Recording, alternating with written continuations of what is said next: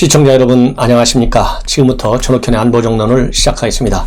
시청자 여러분들께서요 제 방송 보실 때 이 빨간색 구독 버튼 꼭 눌러주시고 봐주시면 대단히 고맙겠습니다. 이번 시간에도요 상당히 중요한 뉴스들이 또 많이 쏟아져 나오고 있어요.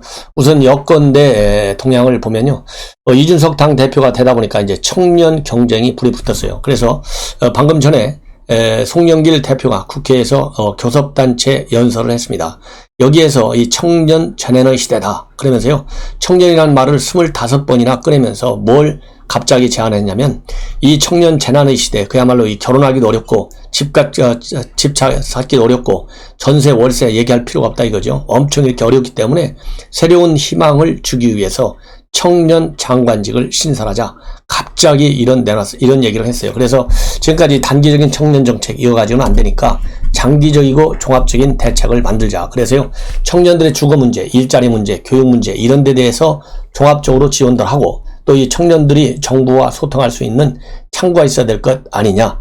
이렇게 해서 이 청년 장관직을 만들자 이렇게 제안했는데요. 자, 그야말로 이거야말로 정말 쇼 중에 쇼다. 청년 장관 자리가 없어서 지금 청년 문제를 모릅니까?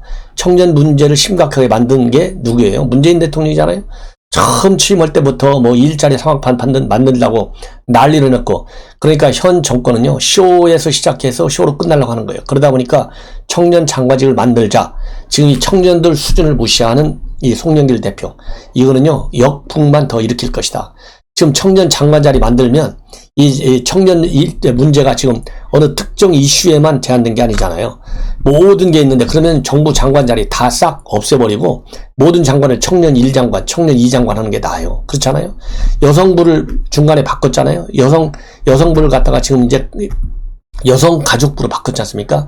그런 것처럼 이제 젠더 문제로 봐야지 여성과 남성 또 이 청년과 비청년 이런 대립적 개념에서 국정을 운영한다. 이게 바로 근시안적이고 단견적인 것이에요. 그래서 청년 문제에 대해서 종합적인 대책을 만드는 것이 아니라 내년도 대선과 지방선거를 앞둔 그야말로 이 단기적인 정책을 내놔가지고 그야말로 포퓰리즘으로 또다시 치닫고자 하는 일면을 볼 수 있다. 그래서 이것은 우리 민심을 우습게 보는 것이고요. 청년들의 수준을 아주 얕잡아 보는 거예요. 이런 비판을 하지 않을 수가 없습니다. 자, 그러다 보니까 또 여권 내에서 지금 이재명이 영 마땅치 않잖아요. 이 성골이 아니게 보잖아요. 그러다 보니까 김용민이가 앞장서 가지고, 이 김용민이가 누굽니까? 이번에 친문 강성들 덕분에요 최고위원 선거 때 1등으로 당선된 사람이 김용민 수석 최고위원이에요. 이 김용민이가 지금 나서 가지고 당헌 당규를 개정하자. 그래서 이 최고위원이나 당 대표 그리고 여권의 주자 뽑을 때 이 친문 강성들 표가 많아야 될 거 아니에요. 그래서 권리당원 비율이 지금 40% 돼 있는데 60%로 높이고, 대의원 비율이 45%로 돼 있는데 이거를 25%로 낮추자. 이런 지금 안을 내놓고 있는데 저는 딱 한마디 하고 싶습니다. 당헌당규 지난 재보궐선거 때 만들어갖고 어떻게 됐어요? 형편없게 됐죠. 그게 민심이에요. 민심은 이번에 국민의힘이 왜 이준석 대표가 압도적으로 됐습니까? 민심이 당심을 뒤엎은 거예요. 그렇기 때문에 이런 꼼수를 부리지 말고 민심의 심판이 두려우면 정책 기조를 싹 다 바꾸고요. 그 다음에 실패한 국정에 책임 있는 인물들, 외교안보, 그 다음에 경제 싹 다 물갈이하라. 이런 주장을 하고 싶습니다. 그리고요, 이 김어준이 관련 이미 말이 많죠? 이 말이 많은데 김어준과 관련해서요, 김어준이가 지난 2016년도에 이 뉴스 진행을 받자마자 광고비가 말이죠. 서울시 공공기관의 광고비가 4년 새 20배나 폭증했다. 이렇게 허은하 의원이 방통위로부터 받은 자료를 통해서 폭로를 했습니다. 무려 어느 정도나 늘었냐면요. 2015년도에 불과 1억 300만 했는데 2018년도에는 11억 9,500, 19년도에는 14억 원, 2000년도에는 20억 4,900만 원. 그래서 20배나 늘어졌어요. 그래서 지금 허은하 의원은요, 이렇게 이 공공기관 협찬 내용, 광고비가 늘어났는데 그 세부 내역을 밝혀라 그러고 있는데 TBS는 영업비밀이다. 그래서 안 밝히고 있어요.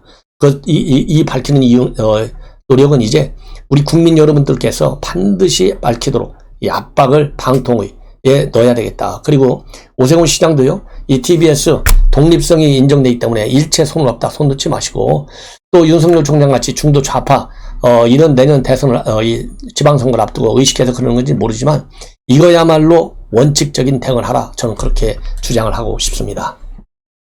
자, 이제는요, 문재인 대통령이 해외에 나오면 딱 떨어지는 게 있어요. 사고가 떨어집니다. 사고. 이번에도 사고 이미 있었잖아요. 이미 어떤 사고가 있었습니까? G7 정상회의에 사진에서 말이죠. 남아공 대통령, 이 사진을 보면서는 맨 왼쪽 끝에 있었죠. 왼쪽 끝에 있는 남아공 대통령을 편집해가지고 딱 빼가지고 결국 마치 문재인 대통령의 사진이, 문재인 대통령이 이번 G7 회의에서 정말 대단한 이 대접을 받은 것처럼 홍보하려다가 걸려 들어갔고 비판을 받았어요. 여러분들 참고적으로 말씀을 드리면요. 이 대통령 행사할 때는 의전 엄청 까다롭습니다. 그렇기 때문에 더군다나 다자정상회의 이루 말할 수 없이 까다로워요. 그래서 다자정상회의와 관련된 의전도요. 다 이 국가 간에 공용되고 있는 것이 있어요. 맨 앞줄에는 대통령이 쓰고 그리고 그 다음에 총리가 쓰고요. 왜냐하면 대통령은 국가 원수잖아요. 국가 최고 책임자. 그 다음에 총리는 대통령 밑에예요. 그렇잖아요. 이 대통령제, 그 다음에 총리 이렇게 다 있는 데서도 대통령 위고 총리가 그 다음이잖아요. 그래서 1선 대통령, 2선은 총리, 3선은 국제기관, 국제기구의 수장. 그래서 EU 대표나 UN 대표들이 쓰는 거예요. 그 순서에 따라서 쓴 것이고, 그 다음에 한 가운데는요, 주최국 정상이 쓰게 돼 있어요. 그래서 영국 총리가 쓰는 거예요.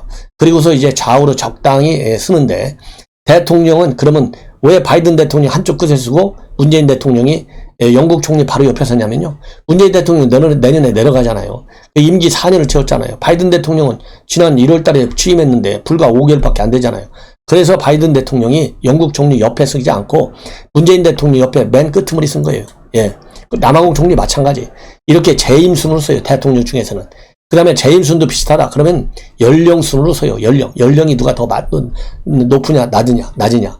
이런 이 다자 정상회담의 의전 서열 때문에 문재인 대통령이 우연히 가운데 영국 총리하고 비슷한 자리에 섰는데 이걸 마치 대한민국 국력이 세져서 문재인 대통령이 정권을 잘 국가를 발전시켜 갖고 대접을 받는 것처럼 선정하려다가 망했잖아요.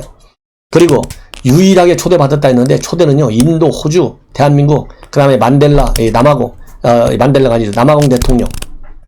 남아공 대통령이 초대를 받은 거예요. 그런데 딱 문재인 대통령 혼자 게스트 국가로 초대받은 것처럼 홍보를 내다가 또 망했잖아요. 근데 오늘 새롭게 나온 그야말로 이 망신스러운 것은요, 뭐냐면 오스트리아에 가서 정상회담을 했어요. 그 정상회담을 했는데 오스트리아 국기가 올라가야 되잖아요. 근데 오스트리아 국기가 안 올라가고 어느 나라 국기가 올라갔느냐? 독일 국기가 올라갔어요. 참고적으로 오스트리아 국기는 위에서부터 빨강색, 하얀색, 그 다음에 다시 빨강색 이렇게 돼 있고 독일 국가는요 맨 위에 검정색, 중간에 빨강색, 맨 아래 노란색 순입니다. 자, 이거는요 뭐 색깔 외워가지고 국기 배열하는 게 아니잖아요. 다 확인해야 되지 않습니까? 이렇게 실수가 일어나니까요 또 뭐라고 핑계대는 줄 아십니까? 담당 직원이 야근하다가 잘못해가지고 피곤하다 보니까 실수했다. 그리고 이 편집 엊그제 남아공 대통령 잘라낸 거는요. 관련 규정, 이 계좌를 누가 오냐면 대한민국 정부 계정을 들어가서 올렸는데 이거는 문체부 직원의 실수다. 지난번에요. 이 기후 변화 정상회의, 이 정상회의 때는 또 개막식에서 대한민국 서울이 나와야 되는데 뭐가 올라갔어요? 그거는 또 평양이 올라갔잖아요. 그거는 또 외주 업체가 실수한 것이다. 핑계는 기가 막히게 잘 돼요. 그 검증을 누가 해야 됩니까? 외주 업체가 맞았으면 뭐 외교부가 주관했으면 외교부, 문체부 직원이 했으면 문체부 말단 올리는 이 직원이 실수했으면 그 위에 결제 라인 높은 사람들은 없나요? 이게 전 세계가 다 보는 건데 이렇게 무능을 드러낸 것이 이 문재인 정권의 정상외교 스타일이에요. 예. 더군다나 이번에도 말이죠. 오스트리아 가서도 이 카톨릭 이 주교를 만났는데 여기에서도 또 이 북한 타령을 했어요. 예, 북한 타령. 즉, 이 교황청에서 이 북한 방북하는 게 좋겠다. 이 아이디어를 냈다 해서 얼마나 난리가 한번 난 적이 있잖아요. 그런데 이번에 또 오스트리아 가서도 마찬가지로 이 김정은이 북한 가는 문제. 이 얘기를 또 꺼냈어요. 이게 문재인 정권이에요. 자나 깨나. 문재인 정권이 이미 G7 정상회담에서 방역 도와주겠다. 또 얘기 꺼냈잖아요. 그러니까 문재인 대통령 생각에는요. 대한민국 국민, 대한민국의 외교 안보적 위상, 국격은 하나도 없이 오로지 시작과 끝이 김정은. 이거만큼 망신스러운 일이 어디가 있느냐. 예. 그러니까 오직해야 김정은의 수석 대변이라는 소리까지 듣고서도요, 정신 못 차리고 있고, 그야말로 살분 소대가리다, 이런 얘기 들으면서도 정신을 못 차리고 있는 것이 문재인 대통령이에요. 그러니까 국제사회에 나가기만 하면 망신 나가는 일밖에 없는 거예요. 자, 이제는요, 아까 말씀드린 대로 이 남아공 대통령은 만델라가 아니고 이 라마포사 대통령입니다. 예, 참고적으로 수정합니다. 예, 라마포사 대통령. 자, 그래서 이렇게 해서 이 문재인 대통령의 무능 다시 한번 여러분들께 확인을 드렸다, 이렇게 생각이 들고요. 그 다음에 이제 윤석열 총장과 관련된 검찰의 보복의 칼 드디어 뽑았다, 이렇게 말씀드렸는데요. 내일이 17일이잖아요. 내일 이제 이정수 신임 서울중앙지검장이 김호수 총장한테 주요 현안을 보고하고 앞으로 이렇게 중앙지검에서 수사를 하겠다, 계획을 하겠죠. 첫 번째 대면 보고인데요. 이 윤석열 총장 할 때 이성윤이가 작년 7월경부터 채널A 사건 때부터 대면 보고를 중단시켰어요. 그러다가 1년 만에 다시 시작하는 건데, 내일 대면 보고에서 어떤 걸 보고하느냐, 지금 문화일보가 보도하고 있어요. 첫째, 윤석열 총장의 부인 김건희 씨의 주가 조작 사건, 그 다음에 코바나 이 컨텐츠 협찬 의혹 사건, 이 두 가지 사건에다가 이거는 이제 반부패 수사 2부에서 하는 겁니다. 정용한 분양검사. 형사 13부에서 하고 있는 윤석열 총장의 측근 윤대진 전 검사장의 친형 윤우진 전 용산 세무서장의 뇌물수 무마 의혹, 이런 것들을 보고할 예정으로 있고요. 또 당연히 이 한동훈 검사장의 공보 여부, 이 문제에 대해서도 보고할 예정으로 있습니다. 그리고 남부지검장도 이제 별도의 대면 보고를 할 예정으로 있는데요. 남부지검의 중요 현안은요, 이 펀드 사기 문제, 옵티머스와 라인펀드, 여기에 정관계 주요 인사들의 로비 문제가 걸려 있지 않습니까? 그 다음에는 지금 남부지검에서요, 윤건영이가 이 과거 회계 부정 사건이 지금 진행 중에 있어요.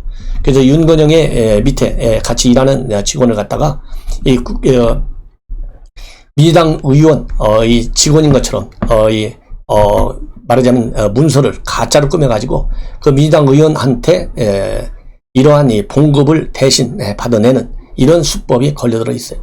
자, 그리고 또 중앙지검에서는요, 청와대 기획사정 의혹, 이것도 즉 김학의 불법 출국 금지 관련된 청와대 기획사정 의혹, 즉 이광철 비서관의 의혹도 걸려 있습니다. 그래서 이러한 중요 사건에 앞으로 수사를 어떻게 할 것인지, 또 이 기소는 할 것인지 말 것인지, 이런 중요 사건들을 전부 내일 보고를 받아요. 그리고 또 추가적으로 말이죠, 이 남부지검에서는 여러분들 잘 아시다시피 윤건영 의원 말고서 이 KBS의 검언유착 의혹 사건, 이 오보 사건, 이 사건도 지금 다루고 있습니다. 그래서 내일 이 대면 보고가 이루어지면 여기서 이 김호수 총장이 어떤 지시를 하느냐, 이 기소를 할 거냐 말 거냐, 더운 이러한 이제 방향이 언론을 통해서 보도될 수밖에 없습니다. 그래서 이제 김호수가 이 방탄 검사다, 이런 비판을 많이 받아왔는데 어느 정도나 이 방탄 검사 역할을 할 것인지 여부가 내일 판가름이 난다, 1차적으로 이렇게 여러분들께 예보를 해드리고요. 실질적으로 제가 보기에는요, 김호수 이 100% 다 방탄 수사 하기는 굉장히 어려울 겁니다. 만약에 그렇게 될 경우에는 정권이 바뀌고 나면 김호수도 직권 남용 혐의로 걸려들 수 있다, 이런 지금 법조계의 시각이 나오고 있어요. 그렇기 때문에 내일 김호수가 어떤 입장을 취할지 한번 보겠는데요. 기본적으로 방탄 검사의 역할에 충실한 그런 지휘를 할 것이다. 예, 그래서 지금 바로 이러한 큰 사건들을 일시에 전부 기소해, 이렇게 하기는 어려울 테고요. 왜냐하면 여론을 분산시켜야 되니까 일단 철저한 수사, 말로는 할 것이다. 왜냐하면 이번에도 말이죠, 이 박범계하고 인사 문제 할 때 그야말로 이 검찰 내부의 희망사항, 문제점을 그대로 잘 전했다, 이렇게 했지만 실질적으로는 반영이 안 됐지 않습니까? 쇼한 거나 마찬가지예요. 근데 이번 조직 개편에서는 나름대로 일부 얘기를 했어요. 그런 것처럼 일부는 기소하는 그런 방향을 보이겠지만은 새롭게 지금까지 수사가 잘 안 된 부분을 보완 수사하는 방향, 이런 데 대해서는 반드시 방탄 역할을 할 것이다. 저는 그렇게 생각합니다. 그리고 지금 윤석열 총장 측에서 나오고 있는 여러 가지 입장문들이 지금 많이 나오고 있습니다. 이 핵심은 뭡니까? 오늘 새롭게 나온 입장의 핵심은 보수와 중도를 어우르는데요. 중도 중에서는 중도 좌파도 어우른다. 즉 탈진보 세력까지. 왜냐하면 현 정권에 대해서 실망을 많이 하고 있으니까. 그래서 윤 총장이 당선이 됐을 때는 이번에 이준석 대표가 당선되듯이 압도적인 다수로 되어야 된다. 그래서 이 국회는 지금 여러분들 아시다시피 180석 장악하고 있지 않습니까? 그래서 이 압도적 정권 교체가 이루어져야만이 이 국회도 윤석열 총장이 집권에 도움을 줄 것 아니냐. 그래서 그런 입장을 내놓고 있는 것이고요. 그리고 또 하나 새로운 점은 오늘 내놓은 입장 중에서는 그동안에 뭐 삼지대냐 국민의 입당이냐 이런 게 있었는데요. 국민이 가리키는 대로 간다. 이거고, 그리고 국민이 국민의힘을 플랫폼으로 사용하라고 하면 할 수도 있다. 그것은 모든 가능성이 열려 있다는 의미다. 이게 두 번째 새로운 메시지고요. 세 번째 새로운 메시지는 윤석열 총장과 이준석 대표가 대척점에 있지 않듯이 김종인 비대위원장과도 대척점에 있지 않고 압도적 정권 교체를 위해서는 함께 할 수 있다. 그리고 네 번째는요. 이 엑스파일 공세가 많이 있지만은 아주 떳떳하다. 걱정하지 말아라. 이것이 새로운 추가적인 메시지라고 하는 것을 제가 압축해서 말씀을 드렸습니다. 이 상세한 내용은요, 이 앞방송을 통해서 여러분들이 충분히 다 이미 이해하고 계시리라 이렇게 믿습니다. 시청자 여러분, 이것으로 제 방송을 마치겠고요. 또 이제 추가적인 뉴스 계속해서 보도해 드리도록 하겠습니다. 시청자 여러분, 대단히 감사합니다.